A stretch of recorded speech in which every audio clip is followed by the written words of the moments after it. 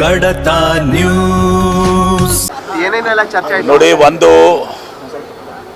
ನೂತನವಾಗಿ ಸಿದ್ದರಾಮಯ್ಯನವರು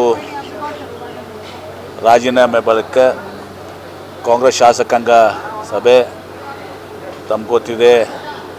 AICCಯ ಪ್ರಧಾನ ಕಾರ್ಯದರ್ಶಿಗಳು ವೇಣುಗೋಪಾಲ್ ಅವರು, ಸೂರ್ಜೇವಾಲ ಅವರು ಬಂದು DK ಶಿವಕುಮಾರ್ ಅವ್ರನ್ನ ಇವತ್ತು ಶಾಸಕಾಂಗ ಪಕ್ಷದ ನಾಯಕನಾಗಿ ಆಯ್ಕೆ ಮಾಡಲಿಕ್ಕೆ ಸಿದ್ದರಾಮಯ್ಯನವರೇ ಇವತ್ತು ಸಾಧಾರಣ ಸೂಚನೆಯನ್ನು ಮಾಡಿದರು.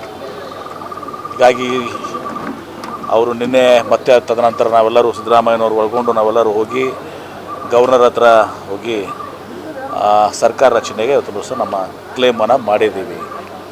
ಈಗ ನಾನು ಬಂದಿರುವಂಥದ್ದು ಅವ್ರಿಗೆ ನಿನ್ನೆ ಗಲಾಟೆಯಲ್ಲಿ ನಾವು ಬುಕ್ಕೆ ಕೊಟ್ಟಿರಲಿಲ್ಲ, ಶುಭ ಹಾಗೆ ಕೋರಿದ್ದೀವಿ. ಈಗ ಬಂದು ಬುಕ್ಕೆ ಕೊಟ್ಟು ಅವ್ರಿಗೆ ನಾವು ಅಭಿನಂದನೆಯನ್ನು ಹೇಳಿ ವಿಶ್ ಮಾಡಿ ಜನರಲ್ ಆಗಿ ಅದು ಇದು ಚರ್ಚೆಯನ್ನು ಮಾಡಿದ್ದೀವಿ. Nothing specific. ಸರ್, ಈಗ ವೀರಶೈವ ಲಿಂಗಾಯತ ಸಮುದಾಯಕ್ಕೆ KPCC ಅಧ್ಯಕ್ಷ ಸ್ಥಾನ ಅಥವಾ DCM ಹುದ್ದೆ ಕೊಡಬೇಕು ಅಂತ ಚರ್ಚೆ ಆಗ್ತಾ ಇದೆ ಸರ್. ನಾನು ಅದು ಯಾವುದನ್ನು ಕೂಡ ಇದೆಲ್ಲವೂ ಕೂಡ ಪಕ್ಷದ 4 ಗೋಡೆ ಮಧ್ಯದಲ್ಲಿ ಚರ್ಚೆ ಆಗ್ತದೆ.